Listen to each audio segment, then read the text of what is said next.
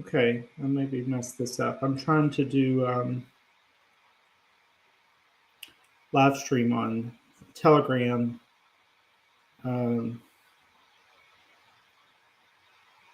Schedule live stream, start live stream.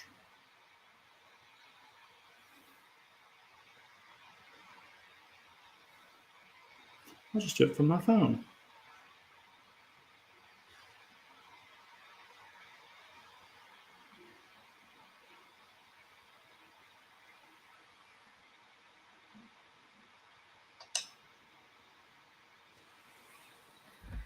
In a different camera because I don't know how to do.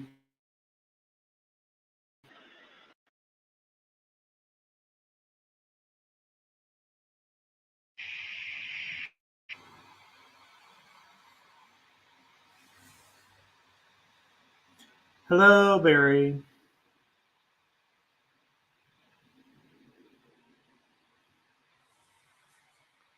Okay, I think that's me. Great. Okay, welcome to episode 36 of Let's Talk Immigration. My name is Curtis Morrison.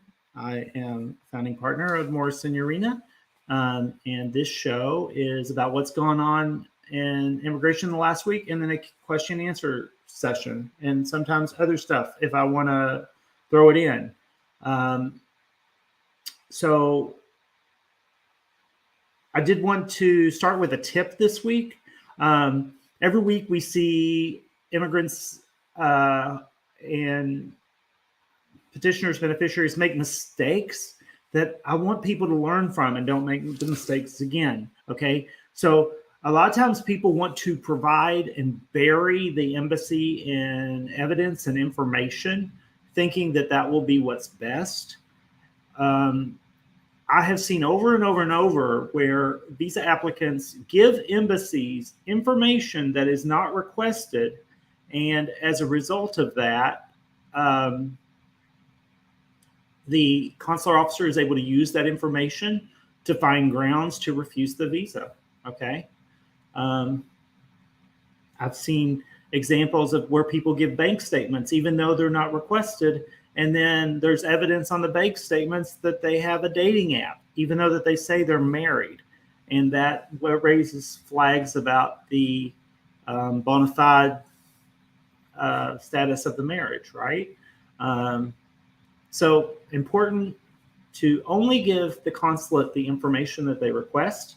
And then you do give them, when they request information, you do give them that information. You are forthcoming with what they want. Okay. That's my tip of the day. Okay. So now I'm going to jump right into questions. Okay. Prashant asked, how much time should we wait? We are frustrated. Biden, I don't know context, Prashant. If you ask a question, the best place to do that is YouTube or Facebook because it pops right up here for me. And also put the context for your question. If you're a plaintiff in a lawsuit, let me know which lawsuit, okay? So how much time should we wait? We are frustrated. Biden administration fully support border migrants, but why not us? That's actually not true at all, that the Biden administration supports border migrants. That's not true. That is misinformation. That is propaganda that is spread by Republicans in order to win votes and to energize their base. It's not true. Okay. They are illegal. Okay. You cannot use my channel as a place to label migrants trying to make their lives better as illegal. I'm not even reading the rest of the question. Okay. Lila says, good afternoon. Good afternoon, Lila. Shiza says, my uncle lives in Virginia, Fairfax, Washington, D.C.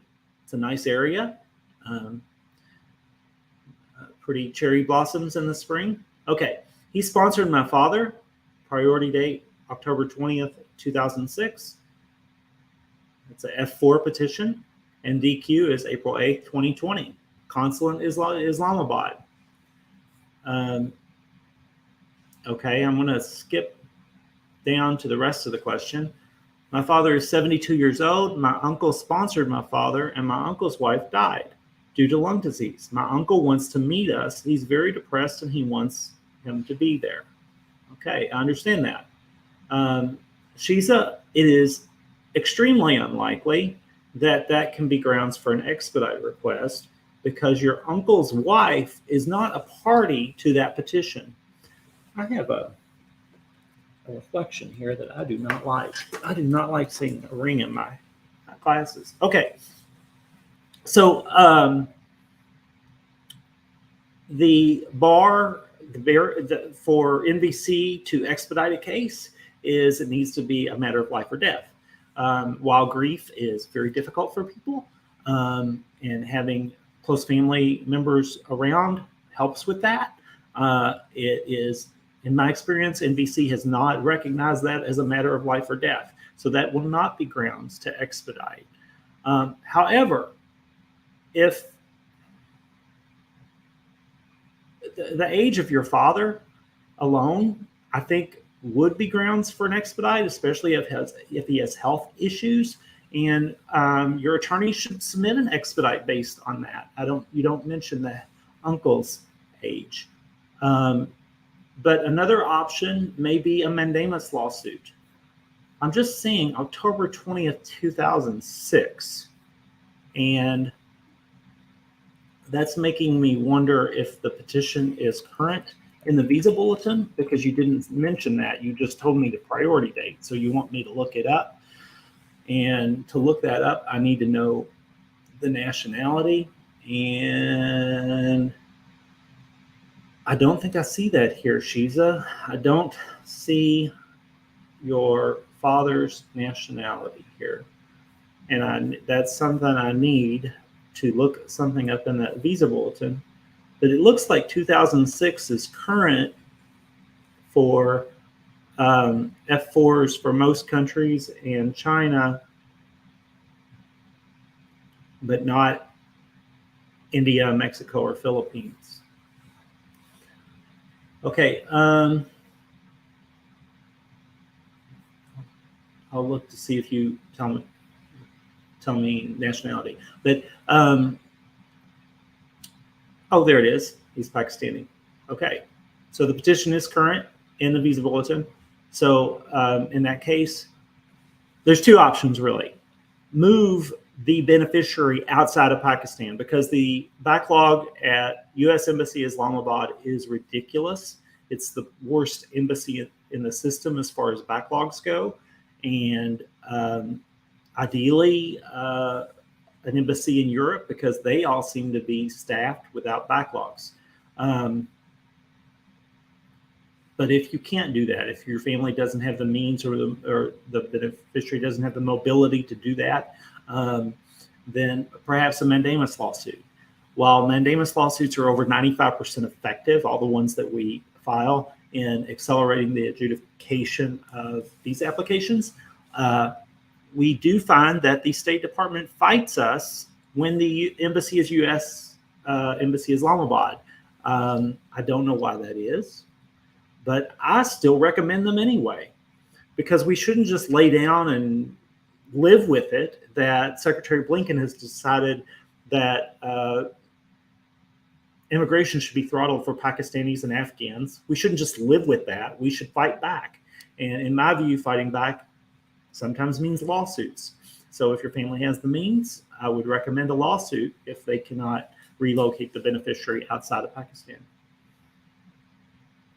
Okay. Serge says hello, Curtis. Hello, Serge. Eduardo says hello. Hello, Eduardo. Eduardo says, is there any news for DV 2020 unused cases? I think what you're talking about, Eduardo, is of the thousands, I can't remember how many, 30,000 unused visas for 2020. Judge Mehta reserved 9,095 of those for Gomez class members. Those are people that were not issued a diversity visa 2020 selectees who were not issued a visa in 2020. That's who Gomez class members are. So there's 9,095 visas that have been reserved for them. We won summary judgment in that case. However, the Biden administration appealed that victory, and we are waiting on the outcome of that appeal. Last September, there was a hearing on that appeal by a 3-judge panel, and that's where things stand.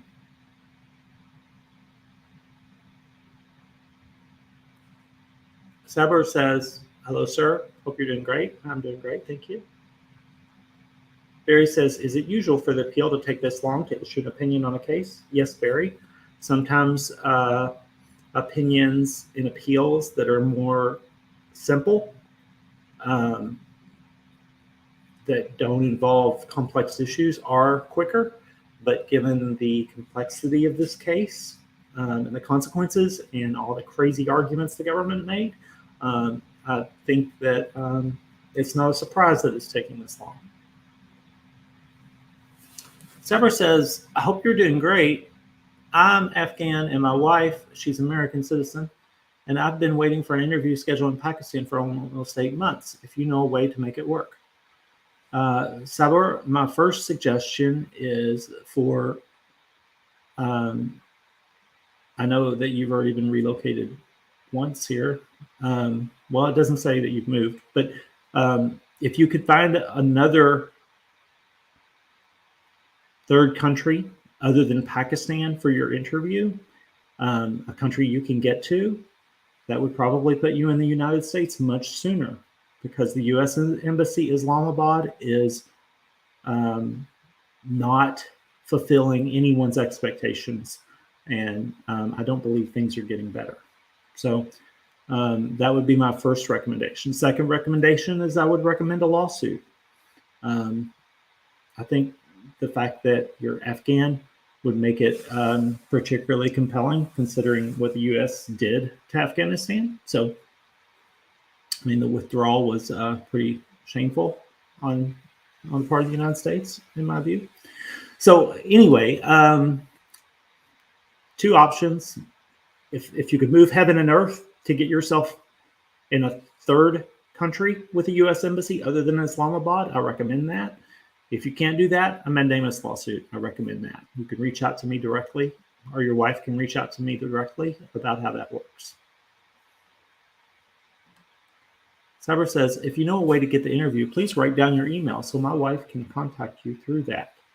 Well, Saber, I don't, to be really clear, the role of an immigration attorney is to advocate for you and to use tools such as litigation or expedite requests to try to assist you to get what you want. We cannot guarantee that. We're not corrupt in that way.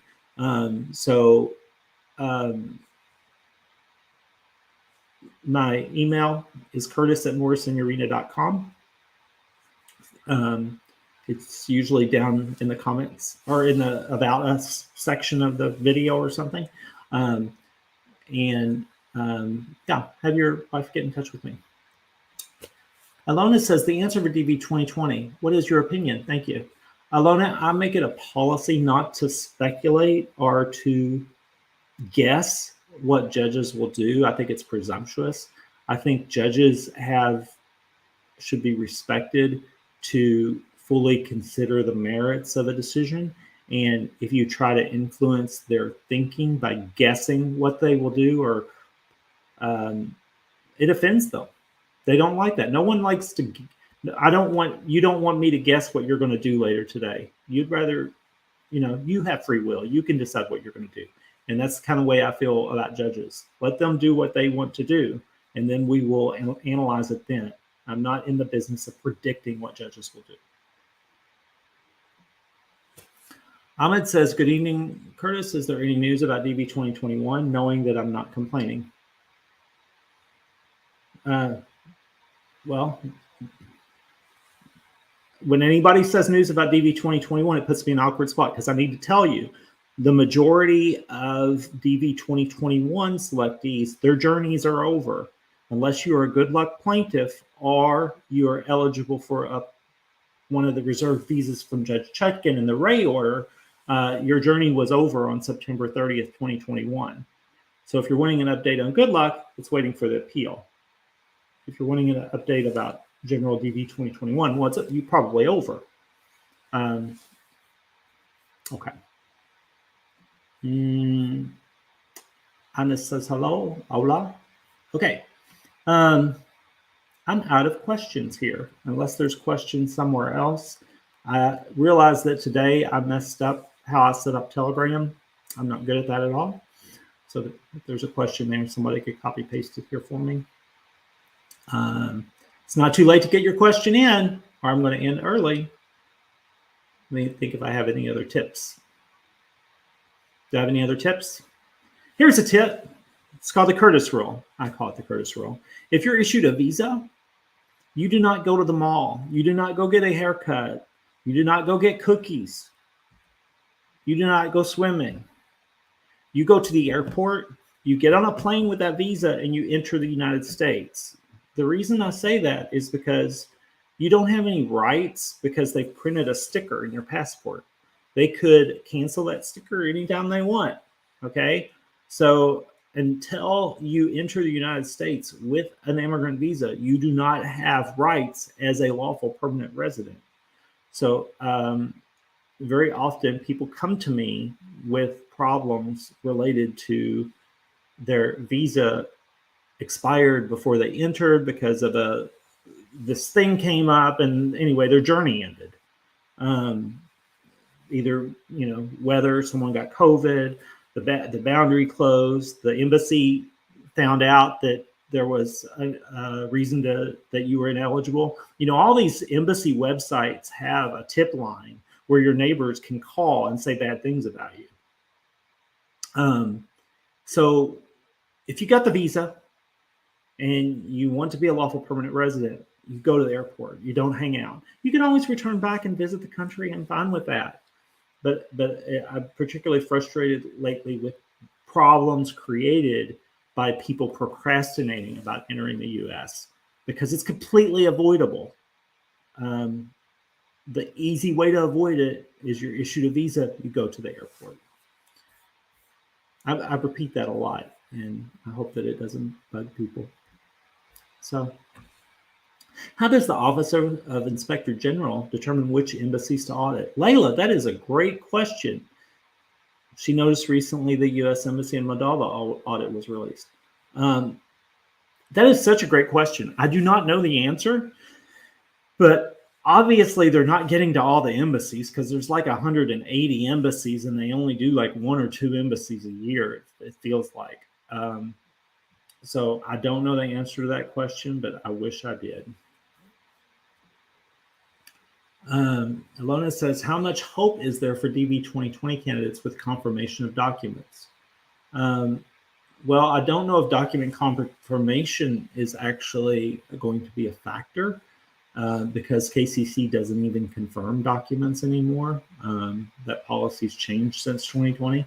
But it would be premature for a Gomez class member to give up hope before all this is over, before we get the outcome of the appeal and before the reserved 9,095 Gomez visas are issued. So I would say that there's the same amount of hope as we've had since the appeal was filed. Nothing's changed. Eduardo says, Mr. Curtis, soon is the end of DV Lottery 2022. No. DV Lottery 2022 was over September 30th of last year. I think you're thinking DV Lottery 2023. So what do you think about DV 2020-21? Are we still going to continue to put that in our hopes? Okay. The factor that you're throwing out has nothing to do with the DV 2020 and 2021 appeals. The DV 2020 and 2021 appeals that we're waiting on the outcome of have nothing to do with DV Lottery 2022 or 2023. So I continue to be hopeful. If I wasn't hopeful, I wouldn't be explaining to people to be patient. I basically spend 5 hours a day explaining people in Telegram, WhatsApp, Twitter, on the phone, be patient, wait for the outcome. If I was not hopeful that we were going to win the appeals. I wouldn't do that. Okay, I am hopeful. Ilona says she's part of Gomez, which means, I think she means she's a Gomez class member. I say that because all the Gomez diversity visa plaintiffs were issued visas in September 2020. So there are subcategories of Gomez class members. There's Muhammad plaintiffs, Fong plaintiffs, Kennedy plaintiffs, and there's our Project Voyager clients. And then there's people that were not even our clients, who are Acre clients, or Acre plaintiffs, are not even plaintiffs in the lawsuit, who are still Gomez class members, and their journey could continue, but they have to wait for the outcome of the appeal. Okay, I'm sorry I sound grumpy today. Let me think. While there's questions coming in, I'm going to see if I can give you another tip. Here's a tip. You're issued an immigrant visa, you come to the US, you're waiting for your green card to come in the mail, and you're staying with friends, or you're staying with your aunt, or you're staying with your mom or dad, a friend. It is very important that you go in that mailbox, you write your name on a piece of paper like this. I'm writing my name on a piece of paper. See, this is my name. You take a piece of tape and you tape it on the inside of that mailbox. The reason I say to do that is so that the United States Postal Service post person, mailman, they used to call him, mail person, will know that you live at that address. Because if they forget for a second that you live at that address, or you did not tell them, they cannot drop that green card in that mailbox. And what they have to do is write RTS on that envelope with the green card, and that returns it to USCIS. And when that happens, you have to fill out a new form, and it could take you over a year to get a green card. Isn't that crazy? So that's just one more example of how USCIS is not being run efficiently, but at the same time, it's completely avoidable. The address that you give USCIS when you pay for the green card, you need to make sure the post office knows that you live at that address, and you could do this extra step that I just said of making it physically evident on the mailbox, on the inside of the mailbox, that you live at that address. So I hope that tip saves somebody some heartache.